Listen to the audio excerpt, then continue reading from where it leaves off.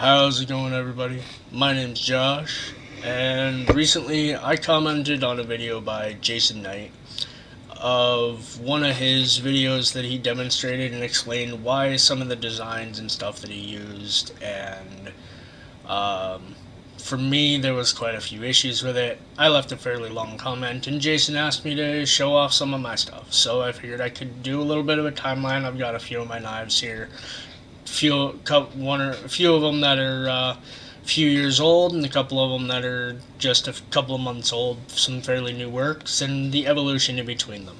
So I figured I could go over that, and I also want to hit on a bunch of topics of ones that maybe I didn't get to in my comment, and I wanted to reiterate some of the things that I had said in that comment, and you know, kind of see what comes of it. This is going to be just a really long rant on it because I have a lot of opinions, and it's the way that I would feel like doing it. You can easily tell that, all my workstation back here. I'm not a professional maker. I've only been making for about 6 years, but I do a large amount of research and learning all the time. I have a huge passion for knife making, and it just frustrates me to see really experienced makers detailing things about well-made knives and things that maybe a customer wants in a knife, and maybe they don't have the skill to make that feature, maybe they don't have the ambition to do it, or they just think certain features are completely useless, and there's no one right way to make a knife. Knives are man's first utility since the dawn of time. So we continue to evolve in our use of the blade and the edge continually. There is no right one way to make a blade. It doesn't matter how much experience you have.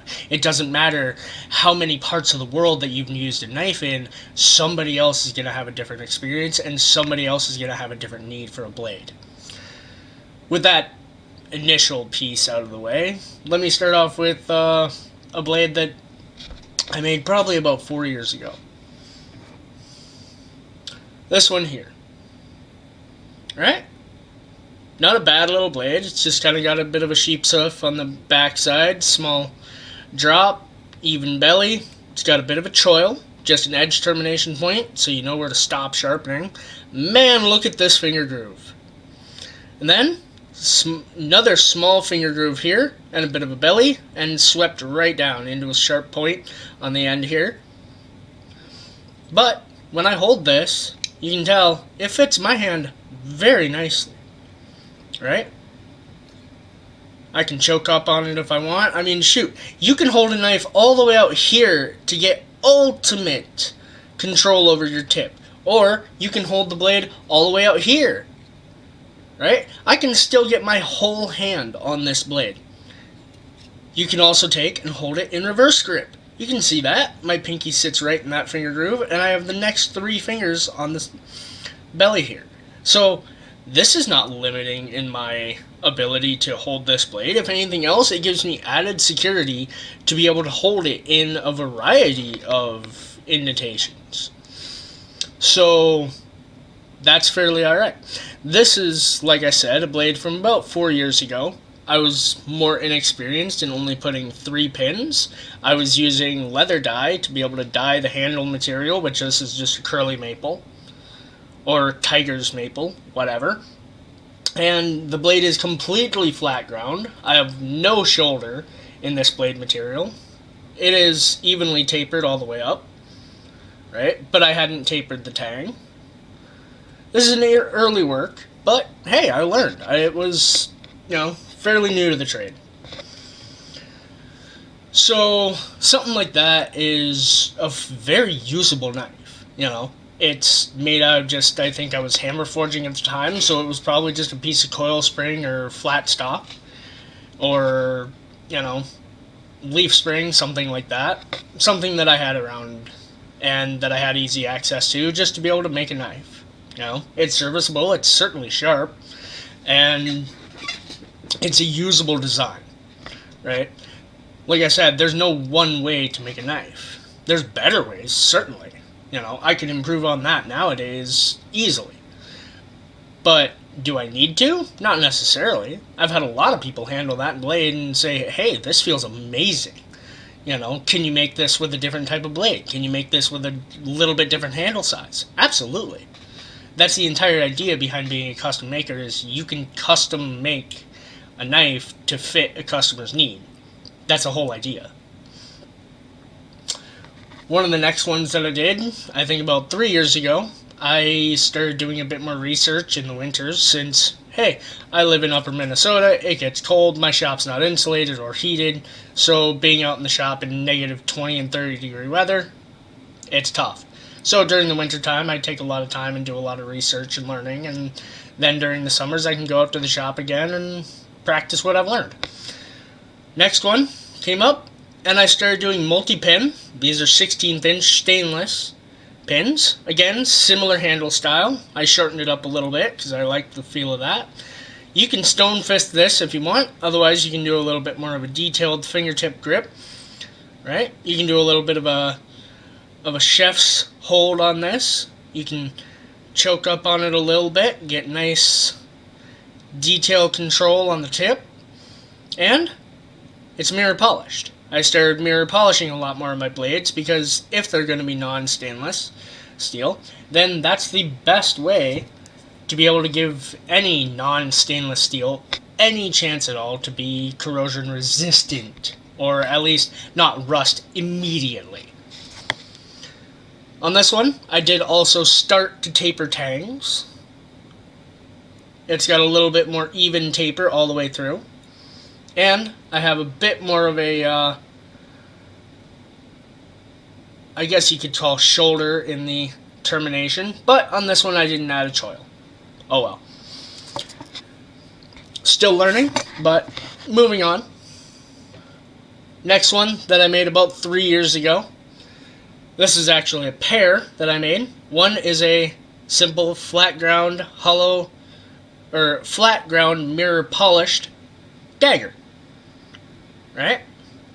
Tapered and tang, multi-pinned. On these, I don't have bolsters. I'll touch on that in just a minute. One of the other interesting ones that I did, that particular dagger was for my stepson. This knife, a punch dagger for my wife. Made about 3 years ago. Again, multiple pins in the handle. Interesting handle color, nice and purple.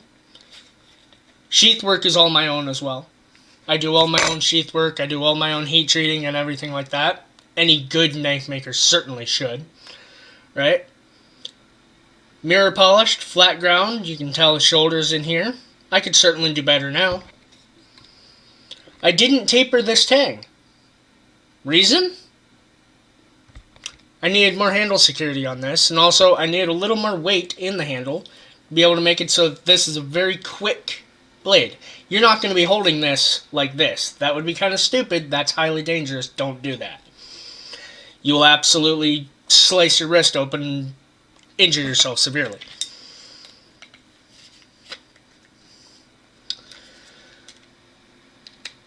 Every knife that a knife maker makes should be a learning experience. Should be something different than they've made before. It's a whole idea of being a custom maker, of being a handmade professional. Because you're learning all the time. I don't care how much experience you have. If you have just a year of making, or you have 50 years worth of making, there's always something more to learn. And that's the entire point. I don't care what profession you're in. Whether you're a salesman at your local hardware store, or you're one of the top counterterrorism units in the world. Everybody's going to use a knife at some point. Humans use knives because we don't have teeth or fangs or claws or anything like that to be able to defend ourselves, so we use edges to be able to accomplish tasks that otherwise we couldn't. And that's the whole point. There's so many varieties of uses of knife that you can't possibly have all of them. And you're never going to use all of them either. So it's best to have a wide variety of choices. If you're going to be a custom maker, you need to have a wide variety of skills to be able to accommodate many different people's uses of a knife. There's really no point in being just a one-trick pony. If all you can make is just small little utility knives like this, sure, great. You're going to accomplish, probably a good 60% of the population, because everybody needs a good utility knife. But at the same time, some people might not need it, or they might want a little bit of a variation, right? So you take something like one of my more recent works. This is a modified, modernized, tactical scout knife. Military style, but it has a double guard, or full guard. Not very common on smaller knives like this, but it's what my customer wanted. I upgraded to multiple 1/8 inch pins, G10 handle material, and I also hollow ground this blade with a top swage. Right? Top swages are not normally sharpened, but they certainly can be. And that's for a multitude of reasons. You can grip the front of this blade and use that, but also the primary reason for a top swage is actually profile, cross-sectional difference in the cross-section of the blade, or the tip. It's not, thinner tips on a blade like that don't make it stiffer. I mean, you could relate that almost to an I-beam, where the construction of that is, designed for a specific design of strength. But a top swage is more proportional to dropping the profile of the point, so it's at a lower angle, and also lowering the cross-sectional thickness of the point so it's easier for penetration of this tip. That's the entire point of it. And it also reduces weight in the tip profile. So it lowers the weight on the tip end of the blade. Also on this blade, I started implementing file work into the blades, along with full tapered tangs, of course. All knives, any custom knife that you're paying any reasonable amount of money for, should absolutely have a tapered tang. It shows an advanced skill work, and it really makes it a higher value piece because it demonstrates a higher level of skill to be able to execute properly. Custom file work, there's 1.5 million reasons to do that. Number one reason, it's decorative. It absolutely definitively defines a blade as completely custom made. You will never see a factory made knife with hand done file work. Ever. I don't care what you say. Otherwise, they will call it jimping, which is just a rotary piece on a CNC mill or a cutter spinning and cutting away that material. And they say that it adds handle security or something like that. And it just looks tacky. It's cheap. It's economic. That's the only reason that they care to do it. And it's indicative of factory-made cheap knives. It's not called jimping. It's called file work. And it should be done on fine pieces of knife work from a custom maker. Especially if they have the skill and you're willing to pay for that extra amount of time. Because doing something like that absolutely takes hours. Because it could be hundreds, if not thousands, of file cuts. They all take time. And to be able to sit there individually with files going up at specific angles over time, it takes time. It takes skill to be able to execute that properly. One of the other ones that, was a little earlier than this scout knife here was another Bowie knife. Made the same summer, but with thinner pins, again, G10 handle material, but this is a large Bowie knife. Customer designed this specifically. He wanted one of them Indiana Jones, hey, that's a knife type blades. Oh, before I get into that, I missed. This blade is also mirror polished with a blue to it of stock removal 5160. Most of my more recent blades are this, simply because it's what I have access to, and I don't like doing hammer forging anymore because it's far too inaccurate anymore.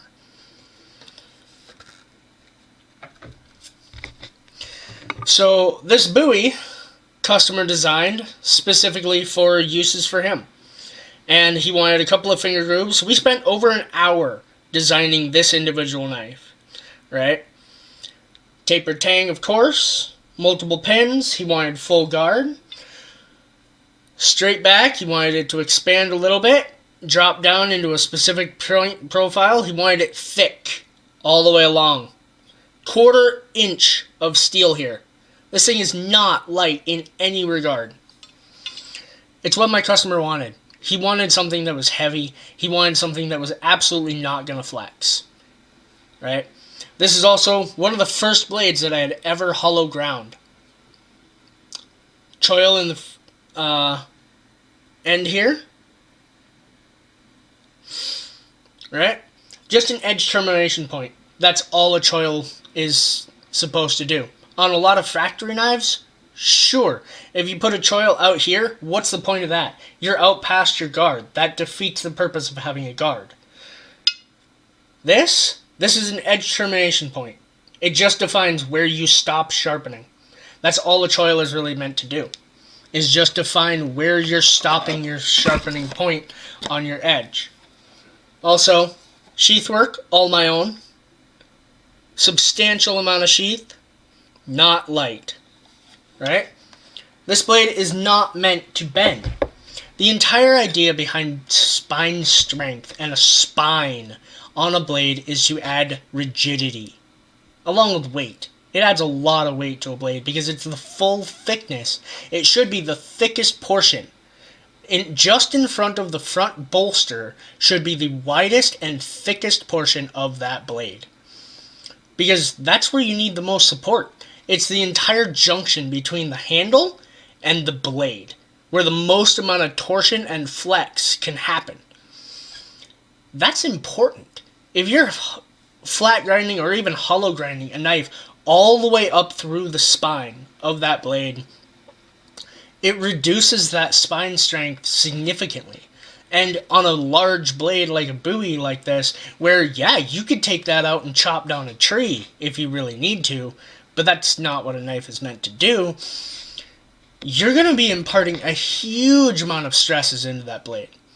So you can imagine you need much more significant weight to be able to accomplish that task, but also you need significant strength in that blade to be able to handle those stresses from whatever you're doing with it, to be able to not flex and bend and possibly break or fracture, because that's extremely dangerous with sharp, hard pieces of steel. This knife here, one of the last ones that I made recently, larger kukri, 10-inch blade.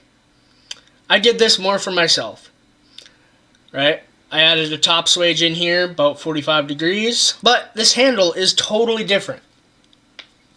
Right? You might have seen pictures of something sort of like this online and whatever, but I did this more for myself because I was practicing different techniques. This ricasso area here, strength. Bolsters, strength. Full tapers for strength, and lightens up the handle, right? A kukri is not meant to be handle heavy, but this is a fairly heavy blade. Right? Balance point on this is approximately right there. Right about where it should be, actually. But I did this because I hadn't done internal radii hollow grind, which is incredibly difficult to be able to execute properly. And I was practicing full front and rear bolsters. Also, this knife, absolute security in your handle. Right? You're not meant to choke up on this blade. This is not a fine detail blade, right? This is a utility blade. This can be a tactical blade. This can be a combat knife made for military use. That is not a light duty objective, right? So you're not going to be choking up on this. If you need detail work, that's the entire idea behind a shallow area in here so that you can do smaller work, right? But you have absolute security in this handle, right? If you need additional support, you've got nice thumb riser here. Very comfortable hold on this blade, right? You can hold it front or rear, and you're not going to get that pulled back far enough to hit your arm, and you've got nice support here on the handle. On the bottom end of this handle, you could easily add something like a persuader or a talon or a glass breaker to the end of this, and you're going to have a large amount of force and weight in this to be able to accomplish whatever an additional point would add to that. You could also easily drill through this to be able to add a lanyard hole, which is a good thing because you might need that extra security if you're really wrenching on this and needing to get that way heavy hit, and you really don't want this flying out of your hand. This is a heavy object. It's not meant to be thrown. Knives are not thrown. Not traditionally, anyways. Right? So, those are some of the knives that I've made. You know, this kukri is one of the most recent ones that I've made because that was getting close to winter and I ran out of time to be able to be out in my shop. Some of the things that I noticed in your video. Right away, you insulted your customers. Right? If somebody calls you up and they say they have experience with using knives, you should assume that they probably do. Everybody that has even eaten in a kitchen has probably used a knife at some point. If you are cutting your food, you are getting experience with a knife. If you have gone out hiking and hunting and done whatever, they're going to have a varying level of experience from your own. So it doesn't matter how much experience you have, they are going to differ. Their uses are going to differ. So you shouldn't say, oh, well, you know, you can browse Amazon and you can look at Reddit and Instagram and troll people and say that you have experience with knives. Yeah, sure. I have experience with knives. You have experience with knives. Everybody should have experience with knives. It's the entire point. Right? Everybody in the world is more than likely going to come in contact with some form of a edged tool at some point in their life. So at some point in their life, they're going to ding and level up in edge usability and experience. Right? So their experience is going to vary from your own. And that's the entire point. Everybody has an individual experience of something. So when you say, oh, well, I have all this experience and whatever, you're just demeaning your customers and telling them that their experiences don't matter at all. And that's degrading to somebody else. I wouldn't want to buy a knife from somebody and you walk into somebody's shop and you say, hey, can you make me this knife? I have this design for this use. And they say, oh, no, I don't care what you want. You know, I don't care what your experience is. I have more experience than you. I know what you want because I've been in your exact situation, so I'm just going to make you the knife that I want. That's not the idea behind it being a custom maker. That's just insulting somebody else's experience and telling them that their experiences and their needs don't matter to you. And that's not okay. Assuming what features somebody wants on a blade, say somebody wants serrations in their knife blade. That's a good thing, especially if they have a need for it. Some materials really do need it. I mean, if you're a military personnel or a service member of any kind, and you absolutely have a need for serrations, you should have a maker that can execute them properly with skill and function, and it doesn't matter even if the teeth break because they should still be able to cut. Your makers should be able to execute and use materials and processes that are going to meet or exceed your expectations and your limitations of any operation that you need to execute to be able to get the job done. And if you need a specific tool for that job, you should not have to carry 5 or 6 individual little tools or saws to be able to accomplish one task if you can have a knife well made enough to be able to accomplish that task on its own. Sure, you're not going to be hammering with a knife, but you can certainly put a persuader or a talon or a glass breaker on the end of a knife, and have that be supported enough in the tang and the profile to be able to be usable. Because sometimes it can be. And if it's a knife maker that has enough experience, they should absolutely be able to do that. Handle design is critical, especially in the security of a handle. If you're using something like this, it's a small blade. You don't probably need this much security in your handle, but it is very, very comfortable. Everybody has a different way of gripping a knife. Yeah, there's some standards. And not most people are going to sit there and hold on to a knife of this size like that. But you can easily relax that grip. You can have it sit right in your finger, and you can be delicate with this and accomplish the same thing while having a lot of comfort in that hand. And if you need to use it in any kind of defensive position, hopefully not, but you have that option because it's utilitarian. This is a very, very functional handle design because it'll fit most people. You can scale this up and down to fit an individual. That's the idea behind being a custom maker, is to be able to size things to fit the individual. You're not a factory. You don't make just, one design and make it a million times and say, oh, here's it for everybody. That's not the point. There's a wide variety of lengths of blades, right? Bowie knives are not only, 10-inch monster blades. You can have a Bowie knife at 4 inches long. You can have a Bowie knife at 20 inches long. That's more of a sword. But beyond that, it doesn't matter. If a customer has a specific need for, say, a blade this size and a blade this size, are you going to make the two exactly the same? No, of course you wouldn't. But they're going to have completely different uses. And also, not every knife is a chopper. This knife can be used for chopping. This knife can be used technically for chopping. Are they going to have two totally different results? Absolutely. Of course they are. There's a massive weight difference. There's a massive utility difference. There's a massive grind and quality difference between these two blades.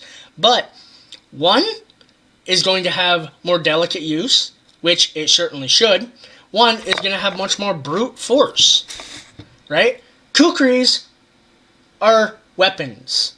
That's entirely what they were made for. They are utility items because there is versions of them that, in Nepal, they're commonly made from springs and, truck springs and stuff like that, simply because that's the material that they have access to. But that certainly doesn't mean that all kukris have to be made from truck springs. That one wasn't. That was made from bar stock 5160. Because why should you not use modernized, higher or the best material that you have access to? Why shouldn't you?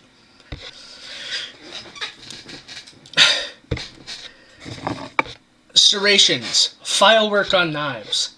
File work? It's decorative. It shows skill. It increases the value of a knife. If you have the skill and your customer has want for it, offer it if you have the skill for it. If you don't have the skill and just don't want to add customization and, embellishment to a blade, don't offer it. And if somebody asks for it, you can tell them that that's not something that you do. They can then make up their mind and say, oh, well, I want a knife with embellishment. I want a knife with file work. I really want this to be a investment piece. Maybe somebody from a museum is really interested in some of your work and they want something that epitomizes your absolute skill. If you can't do embellishment, well, that degrades and lowers the value of that knife because it means you didn't have to put in nearly as much time. Yes, it can be much cleaner looking and fine lines and stuff like that. This Bowie knife, no embellishment on it. It's just flat. It's just smooth. Right? It's still very nice. I think most people could easily say that that's a nice looking Bowie. Is it the nicest that I can make now? No. I plan on being able to do full bolsters from now on, because there's no reason not to. My customers deserve the utmost level of my skill at all times. Being able to say that hollow grind versus flat grind on a knife is roughly the same, or that hollow grind is worthless? Absolutely not. The finest knives and swords and utility blades and any type of blade throughout all of history, the finest, most high quality, high value blades throughout time were hollow ground. The reason? Longevity. And if executed well, they're the sharpest of any blade design. Take straight edge razors. How often do you ever see those flat ground? You don't. Because you need the sharpest profile. You can only attain that with a hollow grind. If a maker is good enough and they know their process well enough, they should absolutely be able to execute a beautiful hollow grind and be able to deliver the sharpest edge to you that's going to last for the most amount of resharpenings before you have to regrind that blade and possibly ruin it. How many people have gone to a store and gotten a factory blade that has a flat grind? You use it a few times, you have to resharpen it, use it some more, you keep having to resharpen it. After 2 or 3 sharpenings, how difficult is it to resharpen that blade? It's taking forever. Your profile, instead of being, nice and fine, is now looking more like an axe. That sucks. With a hollow grind, you could sharpen for 5 to 8 sharpenings or many times more before your profile becomes too wide to be able to effectively be resharpened without regrinding or relieving the cutting edge.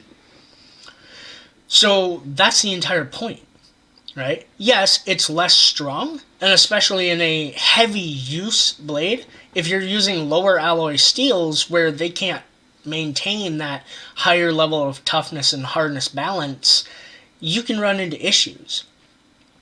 Or if your maker's heat treating regimen isn't top notch, of course you can run into issues. Especially if your profile geometry and grind geometry is just way off and you don't know what you're doing. Of course you can't execute that properly. But that's the whole idea behind being a custom maker. Experience. To be able to have the experience to do what you need. So, one of the other points that I saw was in your video you had to reach under your belt and pull out a factory blade. But you've been a custom maker for however long. Sure, not every maker likes to be able to make their own blades, but it is kind of indicative of a custom maker. I mean, I don't have one of my own because I'm waiting until my skill level is at a certain point to where I can really demonstrate what I can do. I have had a couple blades that I've carried for myself all over a couple of years, and they work fantastic, and it demonstrates a certain level of skill, and you can always pull out that blade and say, hey, here's something that I've made. You can demonstrate what you have and what you can do on even a small utility blade. I'd be more than willing to carry this around every day. I actually used one myself that had the same handle profile, but the blade style was a little bit different. It was a little more utilitarian and a more hunting, skinning type. They work amazing, and if you're proud of the work that you do, why wouldn't you make one for yourself to be able to carry around? And if somebody asks you, hey, what can you do? Do you have any examples of stuff that you can do? You can easily pull one right off your hip and say, hey, here's a current piece that maybe I've used for a couple of years. Here's an example of the quality that I can demonstrate. Putting only 2 or 3 pins in a handle.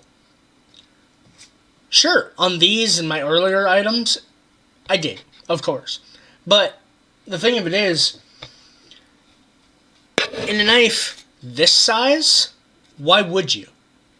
There is so much force going into this handle. You get this blade stuck and you're sitting here twisting and torquing on it. How much force do you think is going into that handle? On a bigger dude like you, hundreds, if not thousands of pounds.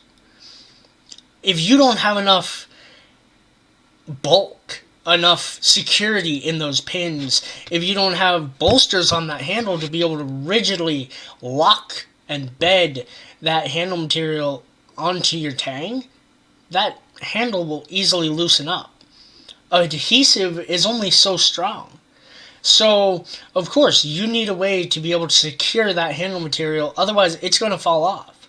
How many people around have old kitchen knives that have 3 pins in the handle and the handle is literally falling apart? Or they're having to tape it up. Or, you've had to take the scale and handle cheap crap off of that handle knife and redo your own handle because it has fallen apart at the seams, right? Yeah, most factory handles are like hollowed out plastic and you tap it once the wrong way and it broke. Well, a custom knife certainly shouldn't do that. Why are you paying several $100s for a knife that's just going to fall apart? If you're using something like a large bowie and you're chopping down a tree, that's imparting hundreds of pounds of force. Consequently, knives are not axes. That's not what they're designed to do. They're designed to cut and slash and pierce, not chop. They're not an axe. Yes, you can make certain knives in different geometries and convex grind certain blades and have certain blade types and styles that are more forgiving of heavier duty chores. Kukris, for example, there's many variants of them that are used specifically for chopping and more utilitarian design because that's what they're made for in those aspects. But combat kukris? Absolutely not. You shouldn't be chopping. They are a slashing weapon, right? Also, they're not really piercing weapons because they're far too heavy. They don't have the proper profile for it. But, there's no one ultimate knife design. Just like there's no one ultimate knife steel. No matter what you may read or hear from somebody or some factory. Ricassos in blades. This is the Ricasso. An unsharpened, flat portion of blade material before your handle or bolster area. What it's for? Strength. That's it. You can also embellish it with hand engraving and etching or anything like that to add custom value. That's really about it. It's about strength. Sure, it can be really, really small, or it can be fairly large, like that one. Right? On this bowie, I've got a decent amount of Ricasso area. It's about strength. It's about weight profile. It's about balance. And if you're going to embellish a knife, why should you not have more real estate? To me, that's about it. But, if you're a custom maker and you're limiting yourself to just 3 or 4 or 5 designs, why? Why are you not expanding your skill? Why are you not taking advantage of all of the materials, all the designs, all of the ideas from other customers that could help you as a maker to expand your skill level?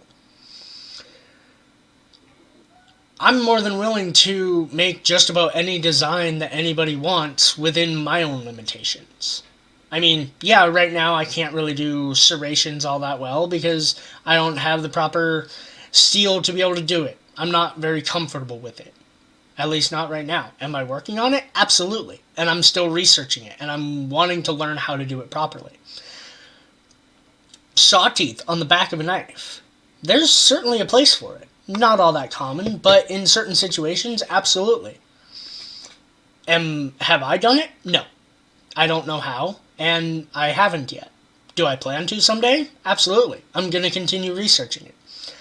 Hollow grinds. I will never flat grind a knife unless it's extremely thin and it really doesn't yield itself to hollow ground. But I want to impart that extra level of skill, that extra level of longevity into a blade that a customer is paying for.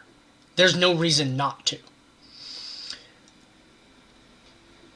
If you're a maker, you should be using all of your experience and all of your skill to be able to deliver the highest quality item and blade that a customer can afford.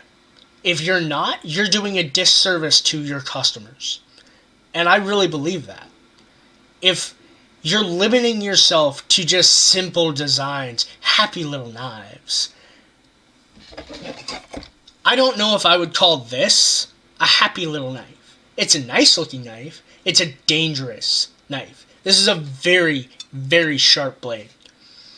If your knives are not imparting some kind of fear or sense of danger, you're obviously doing something wrong. A knife like that is not a simple little utility blade. It could be an investment piece, or it could be something that, is going to go out and work hard every single day to be able to just get a job done. The point that I'm getting at is you shouldn't limit yourself to doing just one or two designs. You shouldn't do only choppers. And if you're making only choppers, you're really limiting yourself. Sure, if your customer base only wants choppers, then great, you have a good market. And if it's sustainable, keep doing it. But if your customers are coming to you with different designs because they want your work, they want your quality, they want your input, and you're just telling them that no matter what their design is, no matter what their need is, you really kind of don't care, and you think that you just have more experience than them, why? Why are you holding yourself back? Why are you holding your customers back? To me, that's a great way to ruin a business. Somebody could call up Buck and say, hey, I don't like your handle designs. They don't fit my hand real well. And they're just going to laugh at you and tell you to go somewhere else because they don't care. You're treating your customers just like a big box store would that, oh, hey, just send me the knife back. I'll give you your money back and you can go somewhere else. That doesn't say much about you as a custom maker. That tells them that, you don't care about their needs. And for me, that would infuriate me as a customer. The whole reason I got into knife making was because I went to box stores. I went to hunting stores and I bought knives out of the cases and thought, hey, I'm spending like $70-$80 on a knife. It could be good. And then the first time that I go out and use it, I accidentally tap dirt and instantly I can't cut rope anymore. What's the use of that blade? It falls apart within a week. I spent $70-$80 on a knife that did absolutely nothing. It barely served a purpose. I had to sharpen it immediately. The handle was jagged. It didn't serve my purpose. It was rough to use. It fell apart immediately, and I didn't like it. I'd done through several of those. I worked in construction for years. And all of them, they all fall apart. If you can make a blade, even something like this, maybe it's not meant to be used in a heavy use area, but it's certainly a serviceable blade. You should be using the utmost level of your skill to be able to deliver the highest level of quality that you can at all times for your customers. If you value your customers, then why not honor them with your highest quality skills? If you're not, you're just doing a disservice to your customers, and then you're just kind of ripping them off. Because if you have the skill to be able to do more, and they're paying for that premium skill and experience, and you're delivering half of what you could really do, if you found that out from your own maker, how enthused would you be to be able to go back to them? Would you say, oh, well, if your top level skill is worth $1,500 and you're only delivering skill at half of that, or half the quality, or half of the features that maker really could, would you still be willing to pay for $1,500 worth of knife that only has $500 worth of features and time in it? No, of course not. Why would you? That would be stupid. I think us as makers have a responsibility to really define ourselves by what we can make and the quality difference that we can impart into an individual blade and the difference that we can make in the industry. These are kind of my points, and these are the ways that I see it. I mean, it's going to be my own take on it, and if you have your own take, your own advice, your own, points on it, I would love to be able to trade notes with you because you have a lot more experience than I do, and I'm still learning. And I'm not afraid to be told, hey, you're doing this wrong, or this is maybe not the best way to describe this. Yeah, I can get things wrong. I'm human, of course. I recognize it. We all make mistakes. But at the same time, we should all recognize that, we can still learn and we can still evolve. We can continue to do things better. And if you're a custom maker, I don't know why you wouldn't. So, that's my point. Please give me your feedback and let me know. I would love to hear from you all. Thank you. Have a good day.